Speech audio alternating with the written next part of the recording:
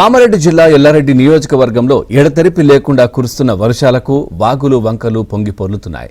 ఇక వరదలకు రహదారులు కట్టలు తెగిపోవడంతో రాకపోకలు పూర్తిగా నిలిచిపోయాయి. ఇక ఎల్లారెడ్డి కామారెడ్డి ప్రధాన రహదారిపైకి వరద నీరు చేరడంతో అధికారులు వాహన రాకపోకలు నిలిపివేశారు. బ్రాహ్మణపల్లి వద్ద వరద ఉధృతి కారణంగా రుద్రారం ఎల్లారెడ్డి రహదారి మూసుకుపోయింది. ఇక కొట్ట లక్ష్మాపూర్ బ్రిడ్జ్ వద్ద తెగిపోవడంతో పూర్తిగా అక్కడ ప్రయాణికులు ఇబ్బందులు పడుతున్న పరిస్థితి కనిపిస్తా ఉంది. అది పోనిస్తలేదు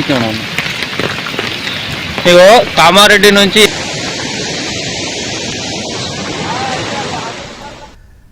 ఎల్లారెడ్డిలోని పలు కాలనీల్లో వరద నీరు ఇళ్లలోకి చేరి ప్రజలు ఇబ్బందులు పడుతున్నారు. ఇక ప్రధాన రహదారులన్నీ జలమయమై రవాణా వ్యవస్థ పూర్తిగా స్తంభించింది. ఉరుములు మెరుపులతో కురిసిన వర్షం కారణంగా విద్యుత్ లైన్లు దెబ్బతినడంతో వినాయక చవితి రోజున ప్రజలు తీవ్ర ఇబ్బందులు ఎదుర్కొంటున్నారు. హజీపూర్ తండా ప్రాంతంలోని కామారెడ్డి ఎల్లారెడ్డి ప్రధాన రహదారిపై నుంచి వరద నీరు ప్రవహిస్తుండటంతో రాకపోకలు నిలిచిపోయాయి.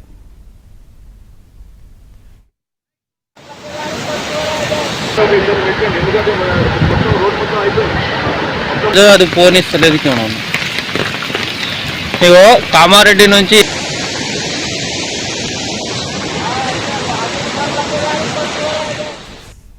రైట్, పూర్తిగా మనం చూస్తా ఉన్నాం. కామారెడ్డి ఎల్లారెడ్డి రహదారులు పూర్తిగా కూడా మూసుకుపోయినటువంటి పరిస్థితులు. ఓవరాల్గా ఈ అంశానికి సంబంధించి మరింత సమాచారాన్ని మా కరెస్పాండెంట్ శ్రీపతి అందిస్తారు. శ్రీపతి, పూర్తి డీటెయిల్స్ ఏంటి?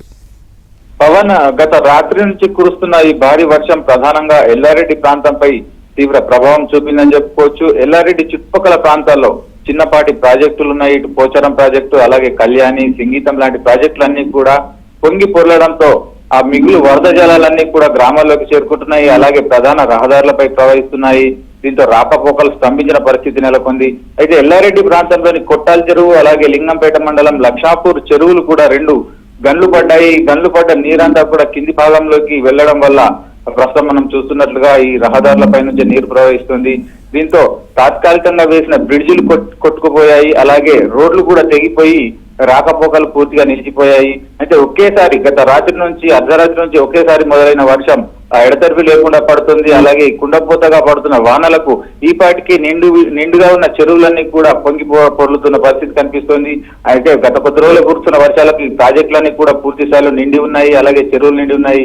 అకస్మాత్తుగా మొదలైన ఈ వర్షానికి కొన్ని గంటల వ్యవధిలోనే ఇవన్నీ కూడా పొంగి ప్రవహించడం వల్ల ఇంత తీవ్రస్థాయి ప్రభావం కనిపించినట్లుగా తెలుస్తోంది.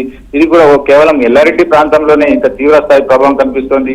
ప్రస్తుతం ఎల్లారెడ్డి చుట్టుపక్కల ప్రాంతాలన్నీ కూడా పూర్తిగా జలమయం అయినాయి. అలాగే ఇటు పంట పొలాలు మునిగిపోయాయి, రాకపోకలు నిలిచిపోయాయి. అయితే కొద్దిసేపటి క్రితమే అందిన సమాచారం ప్రకారం ఇటు నిజాం సాగర్ మండలం బొగ్గుగుడిసె కూడా ఈ వరద నీటిలో 10 మంది కార్మికులు చిక్కుకున్నారు.